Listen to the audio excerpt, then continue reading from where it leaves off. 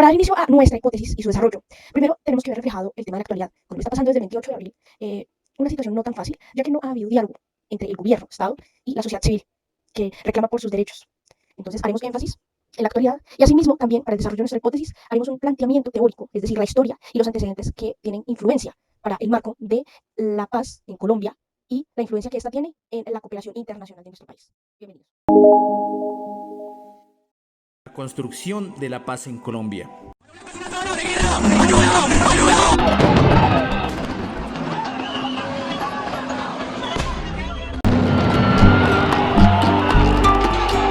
En la Constitución dice que ellos deben defender al pueblo, pero nunca lo han defendido, jamás.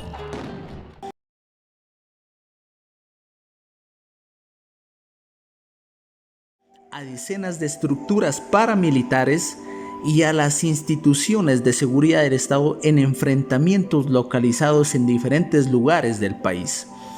Los enfrentamientos se debían básicamente a dos causas: incompatibilidades, uso y posesión de la tierra y un sistema político no incluyente. La construcción de la paz es un concepto que se refiere al conjunto de acciones en el corto, mediano y largo plazo que permiten una sociedad prevenir, gestionar y resolver el conflicto a través de sus propias capacidades sin incurrir al uso de la violencia. Aquellos factores de largo plazo que van creando las condiciones que alimentan el conflicto potencialmente violento, las estructuras estatales débiles, desigualdades horizontales entre grupos, exclusiones económicas, el incurrir paz sin dar prioridad las causas estructurales del conflicto, las cuales están estrechamente vinculadas en la seguridad humana. Y el desarrollo humano es errado. En otras palabras, es imposible conseguir paz estable y duradera descuidando los elementos que componen el desarrollo humano, tales como la esperanza de vida, la educación, salud y acceso a los recursos necesarios para un nivel de vida digno. Cabe señalar que las construcciones de la paz es diferente en cada país, ya que se relaciona estrechamente con la cultura y el entorno con el que el contexto actual de cada país vive. La cooperación multilateral es la cooperación oficial que brinda a las organizaciones intergubernamentales a los países en desarrollo para fortalecer sus capacidades nacionales en materia de desarrollo sostenible. La cooperación multilateral en Colombia busca promover y asegurar la alineación de la cooperación con las prioridades e intereses de Colombia, incrementar la eficacia, la complementariedad y el impacto de la cooperación, y promover la priorización y focalización temática y geográfica de acuerdo con las prioridades nacionales. Asimismo, también desea implementar acciones entre los Estados miembros de los mecanismos regionales para facilitar la cooperación y propender por una transición de la asistencia humanitaria a la cooperación para el desarrollo y a soluciones duraderas y sostenibles. Asimismo, apoya la implementación nacional en la Agenda 2030 para el Desarrollo Sostenible y los Objetivos de Desarrollo Sostenible de las Naciones Unidas.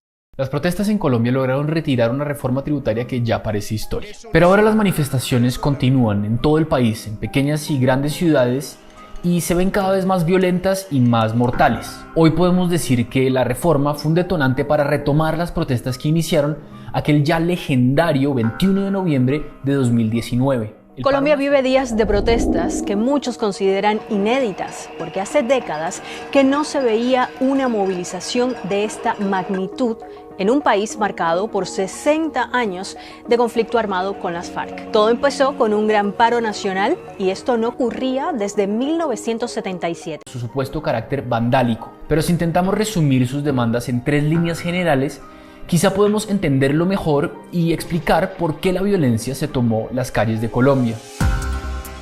En primer lugar, las protestas piden una policía distinta. Solo en estos días de protestas se han documentado más de 1000 casos de abuso policial y las autoridades investigan la desaparición de decenas de personas. 1998 y 2018 en el tema de conflicto armado colombiano y el proceso de paz de las FARC-EP y el Estado colombiano en el marco de las relaciones internacionales de Colombia. Objetivos de Colombia son las Fuerzas Armadas Revolucionarias de Colombia, FARC, que tienen una gran trascendencia histórica en el país. Iniciaron su accionar alrededor de 1953. El grupo fue creado por Pedro Antonio Marín, alias Manuel Marulanda Vélez o Tiro Fijo, en 1964, casi 3 años después de la operación de Marquetalia. Se generó lo que hoy en día en Colombia se denomina el conflicto armado, el cual ha sido una problemática social que se ha extendido durante casi 5 décadas, donde los principales afectados han sido la población civil, quienes han sido forjados al desplazamiento, a la integración en las fuerzas guerrilleras, a secuestros, y se han visto implicados en masacres en todo el territorio colombiano. En el caso del conflicto interno colombiano, algunos presidentes han iniciado procesos de negociación con el objetivo de concluir el conflicto armado. Lastimosamente, todos estos intentos han fallado. El fracaso total de los diálogos de paz durante los presidentes de Ernesto Samper, Andrés Pastrana y el expresidente Álvaro Uribe. Es interesante ese proceso que se realizó en 1984. Hubo muchos acercamientos. Yo creo que fue el inicio de lo que hoy en día conocemos como los tratados de paz que se ha firmado en Colombia, porque no solamente se ha firmado un tratado de paz ahorita en el 2016. Eso se ha llevado a cabo durante mucho tiempo, no solamente en Colombia, sino en los países de Latinoamérica y de África. En el 84, Belisario Betancur le faltó, no digamos que fue un fracaso, entre comillas, sino que le faltó más intención y que el periodo del presidente Belisario Betancur tuvo algunos hallazgos muy difíciles. Uno, la catástrofe de Armero, si no se acuerdan, pues fue pues, una catástrofe natural donde desaparecieron más de 40.000 personas en Armero, y lo otro fue la toma del Palacio de Justicia por la guerrilla M-19, que fue creada en 1970 cuando el general Rojas Pinilla se había lanzado a la presidencia del país y se enfrentó en esas elecciones con Misael Pastrana Borrero. Al general Rojas Pinilla lo habían declarado presidente a las 11 de la noche con más del 98% de las mesas electorales contadas, pero a las 7 de la mañana del día siguiente fue proclamado presidente del país Misael Pastrana Borrero, donde pues se evidenciaba pues un robo de las elecciones o una corrupción ahí en las elecciones. Entonces nace la guerrilla del M-19, ya se tenía unos brotes de la FARC, pero era una guerrilla insípida, era una guerrilla muy pequeña, y la guerrilla más fuerte en el 84 era el M-19. Para el marco conceptual es necesario que englobemos los hechos históricos que han ocurrido en Colombia y cuál ha sido el aporte que estos han tenido en cada uno de los momentos de nuestra historia. En el gobierno del presidente en ese entonces Belisario Betancur en 1984 se intentó realizar un acuerdo, sin embargo no fue exitoso. De igual manera el mismo ejercicio lo realizó el expresidente Pastrana, quien tampoco pudo llegar a un acuerdo en el año 1998. Para el año 2006 y 2010 fue el alto consejero presidencial para la reintegración social y económica de personas y grupos alzados en armas, quien en representación de Álvaro Uribe y su gobierno buscó negociaciones reservadas con las FARC. Ya para el año 2011, mediante la pronunciación de la Ley de Víctimas y Restitución de Tierras, el ya posesionado presidente Santos manifestó que la guerrilla tenía una intención de retomar las discusiones. En febrero del año 2012, tanto los países participantes como los facilitadores procedieron a encontrarse en un sitio estratégico para continuar los debates, con la intención de preservar la confidencialidad del proceso. Las delegaciones no repartieron entre sí, tampoco dialogaron con civiles cubanos, y para estos encuentros se tuvo en cuenta que iban a constar de 4 a 8 días. Ya en el año 2016, en el gobierno de Juan Manuel Santos, fueron las conversaciones que se llevaron a cabo en representación del Estado y la guerrilla de las FARC para poner fin al conflicto armado iniciado desde 1960. Estos diálogos, que tuvieron lugar en Oslo y en La Habana, tuvieron un primer acuerdo firmado en Cartagena el 26 de septiembre del 2016, el cual debía refrendarse en Colombia en un plebiscito en el que los ciudadanos deberían votar por un sí o por un no. Entonces el resultado final fue para el no. El 24 de noviembre, en el Teatro Colón de Bogotá, se firmó un nuevo acuerdo reestructurado ratificado por el Senado de Colombia y la Cámara de Representantes el día 29 y 30 de noviembre. En este se tocaban temas como la política de desarrollo agrario integral, participación política, el fin del conflicto, la solución del problema de las drogas ilícitas y las víctimas. El 7 de agosto del 2010, Juan Manuel Santos se convierte en presidente electo para Colombia. En campaña presidencial se aseguraba que continuaría con el proceso de su antecesor Álvaro Uribe, el cual llevaba una lucha en contra de los grupos al margen de la ley bajo la política de seguridad democrática. Desde el inicio de su mandato, el presidente Santos optó por otra posición, una más reconciliadora con la guerrilla, sugiriendo en varias ocasiones la posibilidad de entablar diálogos con estos grupos al margen de la ley. En el 2012, Santos comunicó públicamente el inicio de las conversaciones de la paz, las cuales tendrán lugar en Oslo y más adelante se trasladan a La Habana.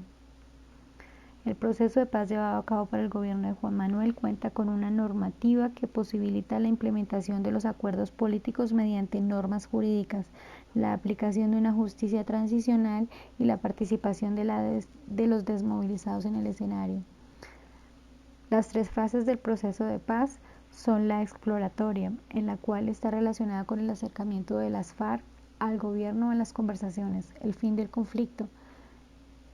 Son todas las conversaciones que se dieron en La Habana y el desarrollo del documento. Y la última es la construcción de la paz, la cual es el documento establecido acuerdos de paz y la presentación del mismo. Este proceso para la paz contó con el apoyo de la comunidad internacional. Juan Manuel Santos transformó el escenario político al abrir un nuevo proceso de paz con las FARC, donde la comunidad internacional desempeñó un papel importante. Se pactó que las negociaciones se llevarían a cabo fuera del territorio colombiano, en Oslo y en La Habana. Asimismo, se definen dos países acompañantes, Venezuela y Chile, como vigilantes y dos países garantes, Noruega y Cuba, como autores y gestionadores en las conversaciones. Desde el marzo de 2012, el presidente anuncia las reuniones exploratorias para dar inicios a las conversaciones. En septiembre del 2016, el presidente y el líder de la FARC firman el documento Terminación del conflicto y consideración de una paz estable y duradera. Se presenta al pueblo colombiano el documento Acuerdo de la Paz para la terminación del conflicto y construcción de la paz, y es solicitado la aprobación mediante el mecanismo de participación ciudadana plebiscito. El pueblo colombiano rechaza la iniciativa del gobierno con un no profundo, reflejado en un porcentaje de votación del 50.21%. El plebiscito es rechazado ya que se observa una postura frente a la no inconformidad de lo redactado en el documento Terminación del conflicto y construcción de la paz. Asimismo, se da una iniciativa de rechazo que estuvo marcada por la influencia del uribismo, representada por el expresidente Álvaro Uribe, quien desde su inicio se tomó como líder político en contra de los acuerdos de paz. El uribismo, aprovechando una serie de estrategias y campañas, difundía información falsa como de lo que los acuerdos de paz afectarían al régimen pensional y otras más absurdas de que nos volveríamos en un modelo político igual al de Venezuela, Castro chavista. Conseguir Cuando fuimos a verlas, ninguna había hecho la entrega formal de armas a las Naciones Unidas, aunque el momento se aproximaba, y con él llegaría la hora de la verdad para los combatientes. Me daría ganas de llorar, porque es el alma de uno, la vida es con lo que uno se acostumbró a vivir aquí, y es de uno se siente seguro con ella. La entrega de armas despierta sentimientos y más. La solemne ceremonia en el Ayuntamiento de Oslo significó la entrega del Premio Nobel de la Paz. En su discurso de agradecimiento, el presidente colombiano Juan Manuel Santos dijo que el apoyo de todo el mundo hizo posible lo que parecía imposible. En un mundo afectado por muchos conflictos, Colombia se suma a los esfuerzos de la comunidad internacional. El accionar de Colombia está enmarcado en el convencimiento de que la asistencia humanitaria debe prestarse con estricta sujeción a los principios humanitarios y reconociendo el papel primario del Estado afectado en la iniciación y coordinación de la asistencia humanitaria dentro de su territorio, así como el respeto a la soberanía, la integridad territorial y unidad nacional. De acuerdo al mandato consignado en la Ley 1523 de abril del 2012.